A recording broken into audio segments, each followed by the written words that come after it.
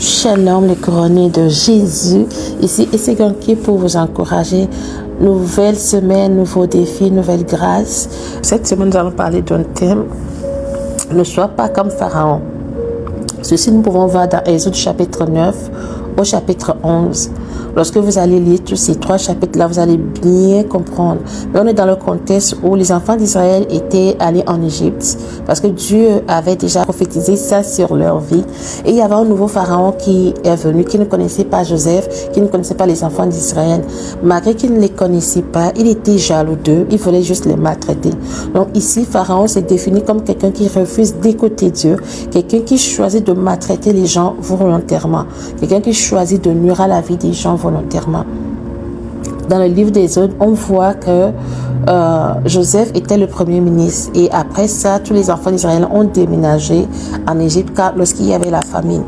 Mais après sa mort, il y a un nouveau roi qui est venu. Et ce roi, il avait décidé de rendre la vie difficile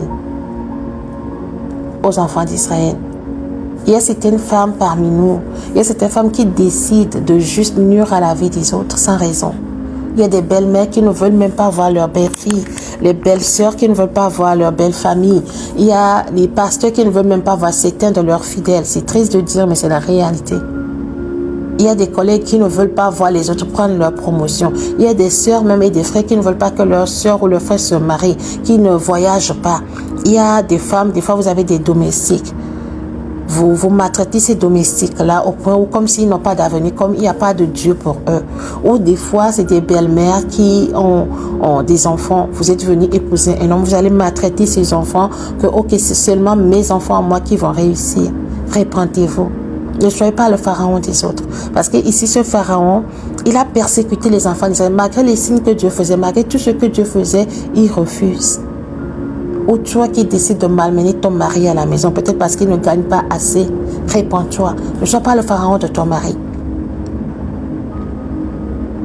Lorsqu'on est pharaon, ça ne peut que nous ramener à la mort. Alors que nous sommes dans le mois de la vie, répentons-nous afin que Dieu puisse faire couler sa vie Zoé en nous. Si vous avez déjà rencontré des pharaons dans vos relations, écrivez-le en commentaire et dites-nous comment vous avez échappé à cette personne-là. J'espère que ce message vous a touché. Alors, n'oubliez pas de liker et de partager avec d'autres femmes. Que Dieu vous délivre de tous vos pharaons spirituels et physiques, visibles et invisibles. Je vous retrouve demain pour la partie 2 de cet enseignement. Seigneur, bénis tes filles et fais-leur du bien. Libère-les de tous les pharaons, de tout comportement de pharaon qui va nuire à leur vie. Protège-les, que ta vie jaillisse dans chaque femme au nom de Jésus. Amen.